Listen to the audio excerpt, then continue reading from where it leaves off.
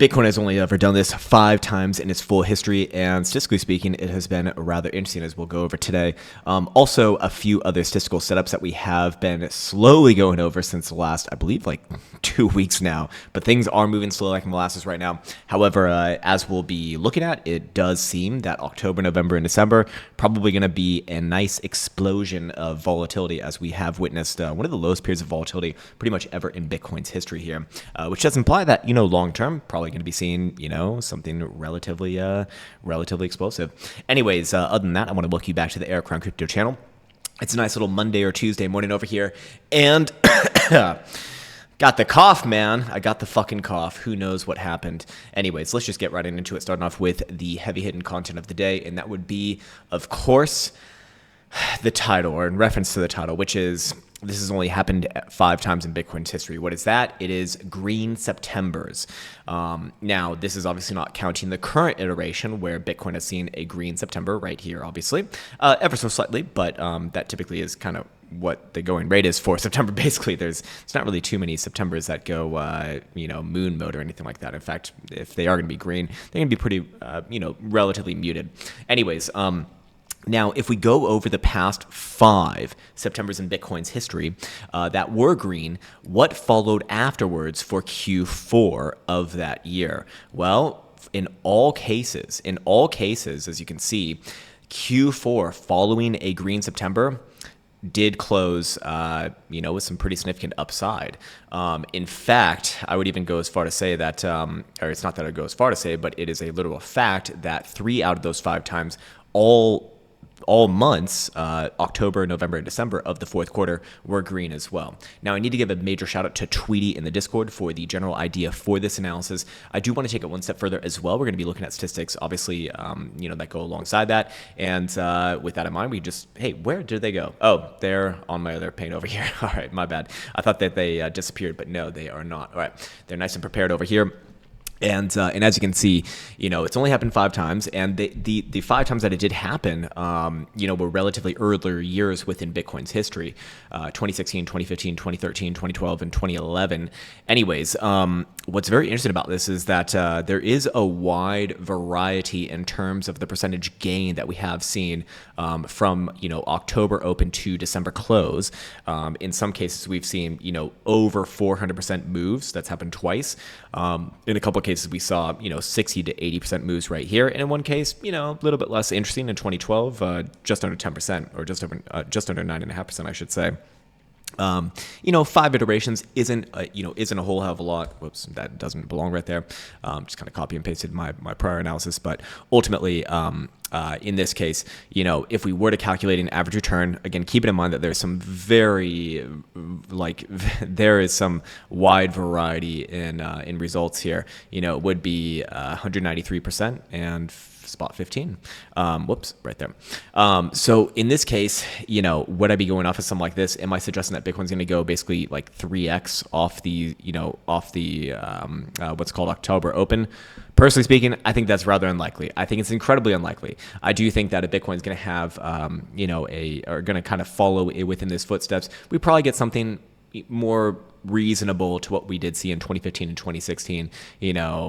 Maybe like 50% moves would be kind of cool. Maybe that lines up with something else that we look at as well. So, let's just go back into it over here. Let's play around with numbers, just, going off of that, nothing else, of which we will, make it a little bit more of a well-rounded analysis, hopefully later on. But Bitcoin already up, about $1,000, a little bit more than $1,000 from low to high for October. Not bad. What if it added on another 40%? Well, that'd put Bitcoin at about 37.5, $38,000. Big area right here, because that is, the May 22 breakdown. So if and when Bitcoin does get there, I would be looking at that as a very likely pullback region. Let's say it went for 50%. That would be about 40,000. If it went for, let's say, 69% almost, great number right there. It'd be hitting at the bull trap that we did see in April of 2022 at about $45,000 on a closing basis. So I would say that those are the major areas of interest. Let's just say on the low end, what if it, God damn, my apologies. But what if, it went for like the lowest, the least impressive of these results that we did see at like 9.5, 10%, even that would put Bitcoin somewhere around $30,000, which I do think is rather likely. Now, I'll explain why I do think that statistically speaking, it is relevant to probably be looking higher over time a little bit later. But well, actually, let's just jump right into that right now. Why not? So I just need to bring you back over here to the 5-day time frame chart, the 5-day volatility versus stochastic momentum signature. It fired off, or it actually is not really fired off here because volatility is still not really expanding. I mean, if anything, it's kind of contracting, but you can see that it's starting to potentially find some higher lows. Is it going to expand from there? I don't know if you can necessarily look at volatility in that way. Some people think that you can use general technical analysis on volatility. Others do not. I'm undecided, to be honest with you. I've seen it work and I've seen it fail miserably. Anyways, so what does that mean? I don't fucking know.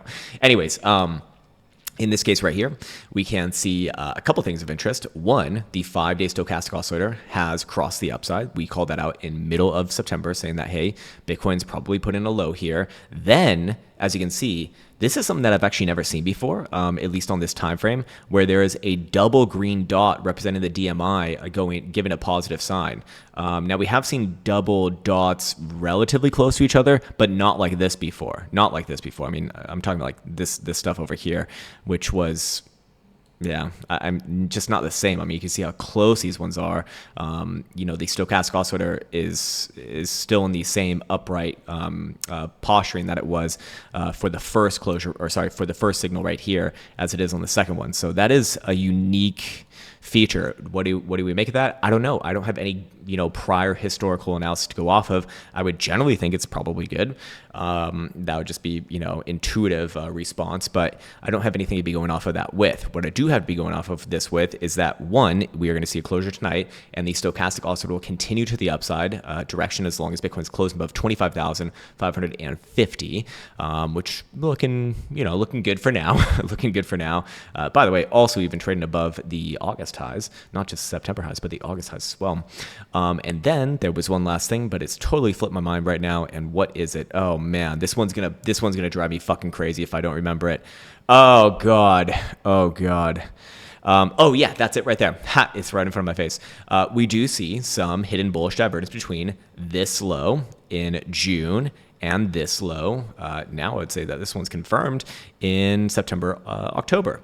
And this is, of course, with a higher low on price action. Slightly higher low, I should say, but significantly lower lows on a momentum oscillator. So bears used more force to try to push price action to the downside, or more momentum in this case, and got less of the way there.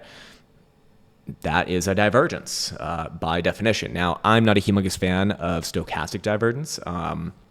But maybe on a higher term time frame like this, it could be okay. So, and also just plays into the overall narrative of what I'm saying. Anyways, why is this all relevant? Because when we have seen setups like this, it has led to an average move around 40% with a standard deviation of about 7. So, we're talking about a move between like 30%, maybe even 50% on the upper end. Going off of where that would kind of fire off right here, 30% or mid 30s puts you basically at mid 35, somewhere around $35,000. 50% puts you at about $38,000. That sounds familiar to the analysis that we went over here. So kind of putting two and two together, that seems not unreasonable.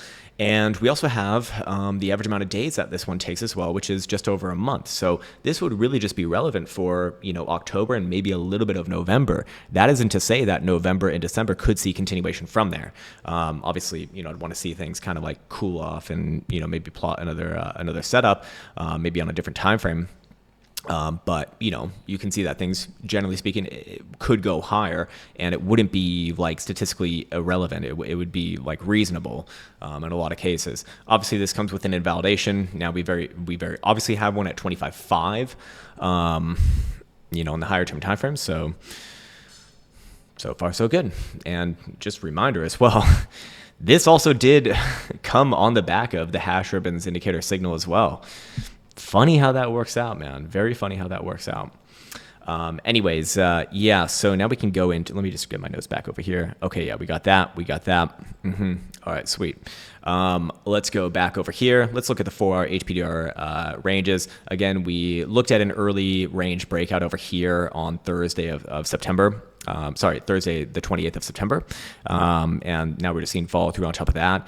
Bitcoin has traded above even the August highs, so I am, led to believe that this breakout is, legitimate.